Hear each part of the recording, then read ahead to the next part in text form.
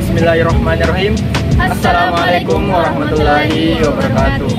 Kami dari Fakultas Syariah dan Hukum Islam, Prodi Hukum Tata Negara kelompok 3, kami akan membahas mengenai regulasi ibadah haji sekaitan dengan Undang-Undang Nomor 17 Tahun 1999 tentang penyelenggaraan ibadah haji. Silahkan disimak. Baik, Assalamualaikum warahmatullahi wabarakatuh. Saya Suci Desta Melani akan memaparkan materi mengenai latar belakang lahirnya regulasi ibadah haji. Dalam sejarahnya, ibadah haji di Indonesia telah menggunakan berbagai peraturan perundang-undangan yang banyak dipengaruhi oleh kondisi politik pada masanya. Penyelenggaraan ibadah haji sejak masa kolonial pada dasarnya dilandasi atas regulasi Belanda, yaitu Pelgrim's Ordinantie Stadblad pada tahun 1922 nomor 698, termasuk perubahan serta masukannya. Kemudian Pelgrim's Verordening pada tahun 1938. Pada masa Orde Baru, kedua peraturan ini belum dicabut, akan tetapi dilengkapi oleh regulasi, yaitu berupa peraturan atau keputusan Presiden Republik Indonesia, yaitu yang pertama, Peraturan Presiden Republik Indonesia Nomor 3 Tahun 1960 tentang penyelenggaraan urusan haji. Yang kedua, Peraturan Presiden Republik Indonesia Nomor 122 tentang penyelenggaraan urusan haji secara interdepartemental. Yang ketiga yaitu Keputusan Presiden Republik Indonesia Nomor 22 Tahun 1969 tentang penyelenggaraan urusan haji oleh pemerintah.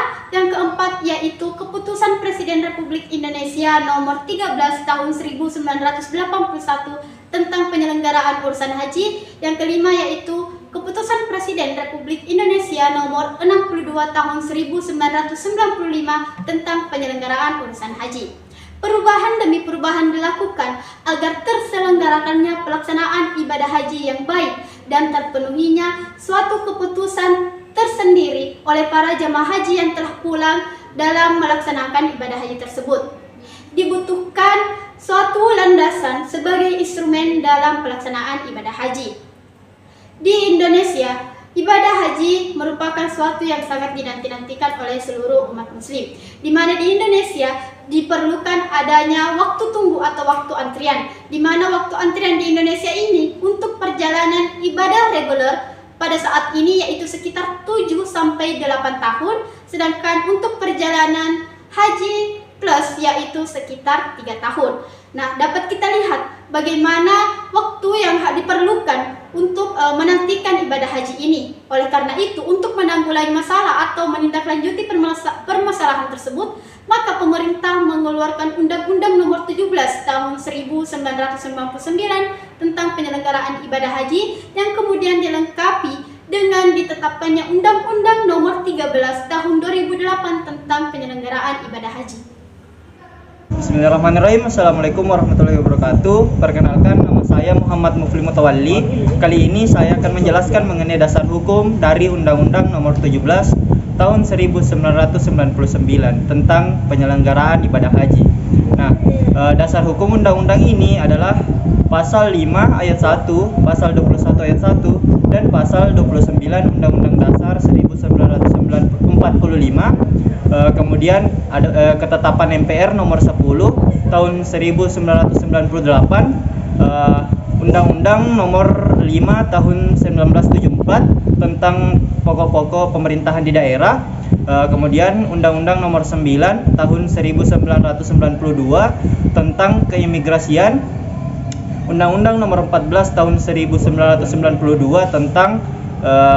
tentang lalu lintas dan angkutan jalan, Undang-Undang nomor 15 tahun 1992 tentang penerbangan, Undang-Undang nomor 21 tahun 1992 tentang pelayaran, dan Undang-Undang nomor 23 tahun 1992 tentang kesehatan.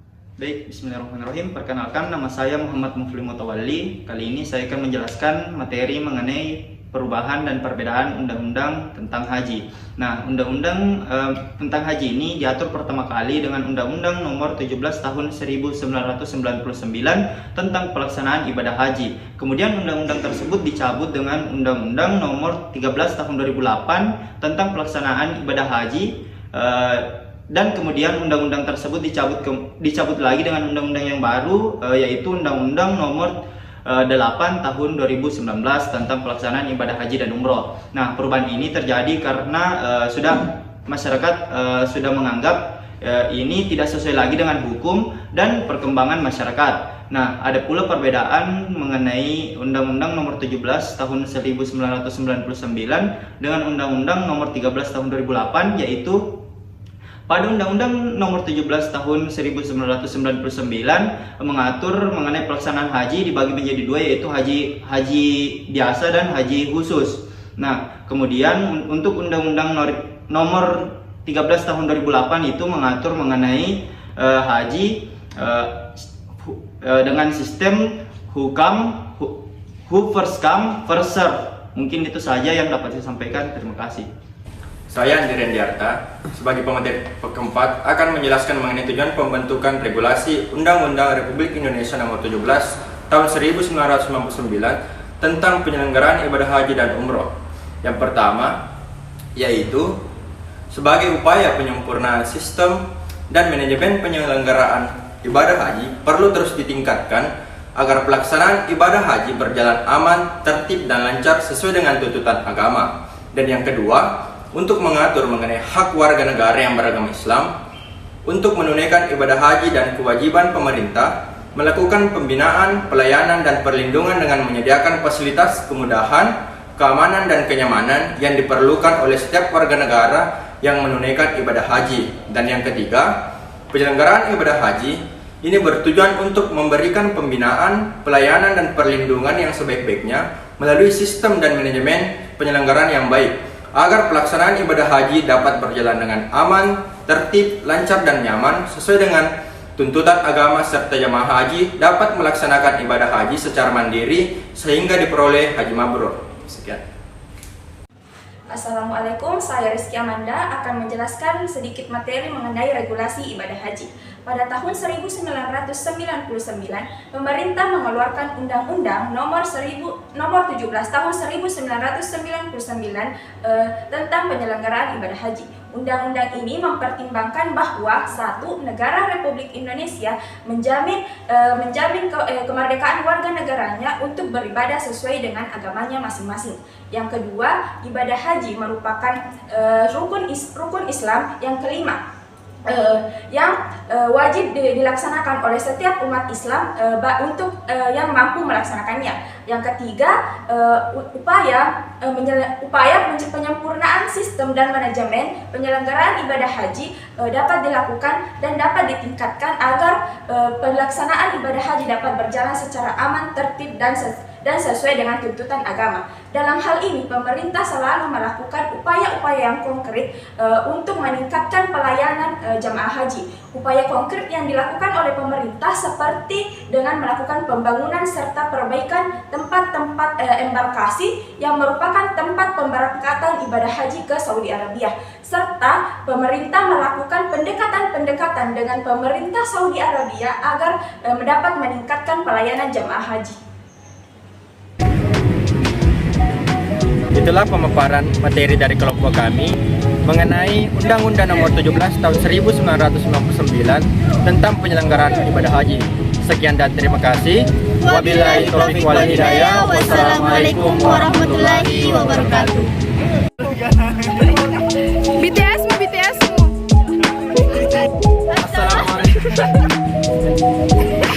Cuma sekali kali ini, Cok.